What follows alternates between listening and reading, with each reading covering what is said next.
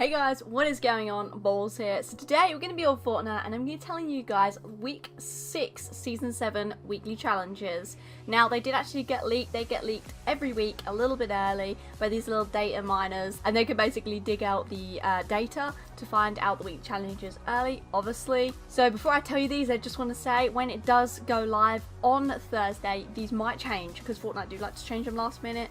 But they might be all of these ones, so we don't know until Thursday. But what we do know is these are the ones that are currently in the data in Fortnite. So without further ado, let's get on with the week 6 challenges.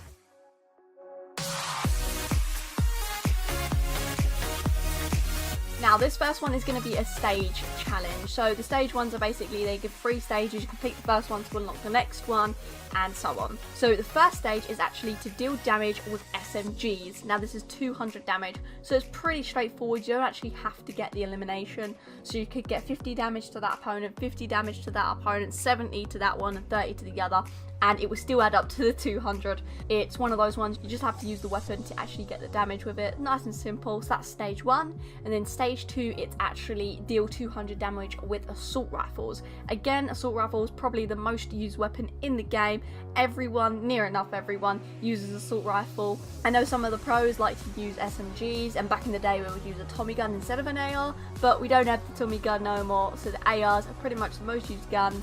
And again, 200 damage, nice and simple. I'm sure you could get that done in a game or 2.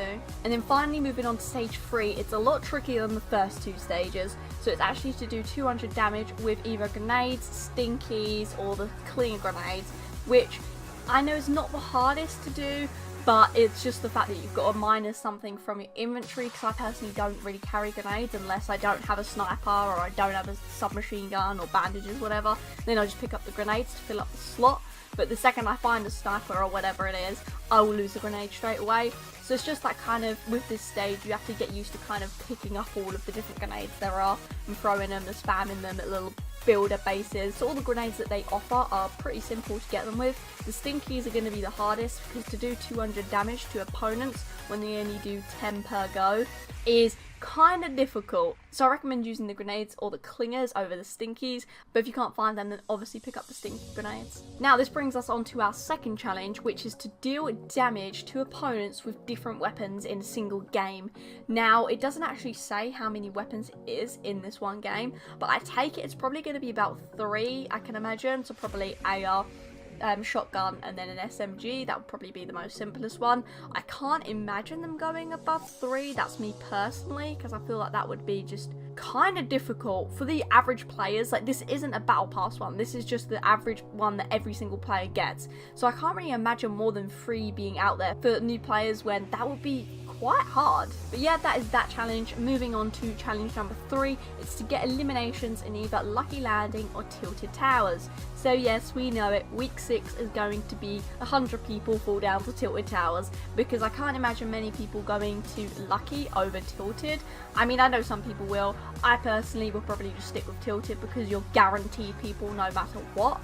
And the good one with this is that you don't have to do it straight away. You can wait for all of the herd of people to be going tilted, and then a week later you can just do the challenge then, and it'll be slightly less busy. But obviously getting 3 kills, if you jump in 10 games in a row, you're guaranteed to probably get the 3 kills in all of that. With Tilted, it's just about getting lucky, getting the weapon first before the other player, and spamming them down when they've only got a pickaxe. Now moving on to the 4th challenge is to actually search ammo boxes in different name locations. Now this isn't in the same match, this is across many different matches you want.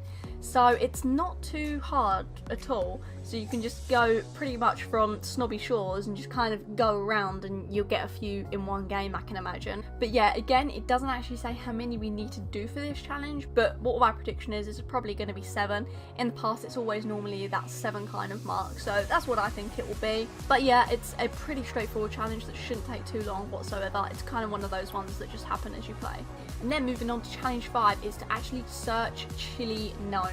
Now we've had this one before, not the chili version, but we've had actual gnomes before in the game. I'm going to chuck up a picture on the screen now of what they look like back then, so I can imagine they're basically the same as that. But yeah, it's a pretty straightforward one. All you pretty much got to do is Google on the day they're released the locations for them. Someone will have circled all of the locations on the map, and then you just drop in and search them, just like you would the secret battle star. Nice and simple. Now, going on to this SIP one, it's a bit different. We haven't had one of these challenges in a good season, and it's to actually slide the ice puck 100 meters or more, which I've never tried the ice puck, I'm gonna be honest. It's one of the toys that you get when it's like level 29, I believe, on the battle pass. Obviously you have to have the battle pass to do this. It's a battle pass challenge, but yeah, it's a bit of a tricky one really. I don't know how it works. It might be really simple, it might not, but I take it a good tip for it is probably going to be to just go on a mountain, then I guess it can just slide down and it'll probably go flying.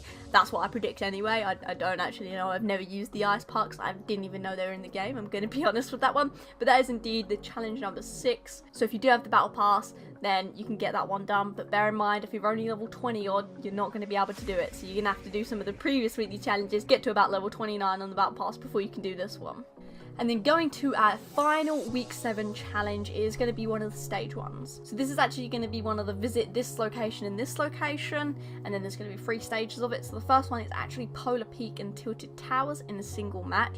Now, I don't know if it's just me, it's been a lot of Polar Peak challenges recently, and I think that's because that is the big area where Fortnite are trying to lead their hints towards the next season. If you haven't seen my previous video, we actually found something that was pretty crazy and a big old spoiler for season 8. So if you want to check that out, I'm going to leave a link down in the description. Go check it out. It was really awesome, really fun video. But anyway, moving on to stage 2. This one is to actually visit Lucky Landing and Retail Row in a single match. So this is actually quite a nice one because, like one of the challenges earlier, I said about the eliminations in either Tilted or Lucky. You can land in Lucky, hopefully get a couple of kills, and then head over to Retail. That's a pretty simple one you got there. And then the final one is to visit Lazy and Shifty Shaft in a single match. So that is a big old trek. So I'm probably going to be either going over and trying to get a plane to take that one, or get on one of the golf carts at Lazy, because I think that's probably going to be one of the only easiest ways to get it done. Because otherwise you've got to 1, get lucky with the actual safe zone, and 2, you got to get lucky that you don't get killed in the long old journey on foot that you take for that huge distance. I think it's a pretty crazy one, but I'm sure it'll be pretty fun. So anyway guys, if you have enjoyed this, then please leave a like, subscribe to me if you like this video, because every week I'm going to be telling you guys the next week's weekly challenges in advance, so you don't want to miss out. But thanks for watching guys, see ya.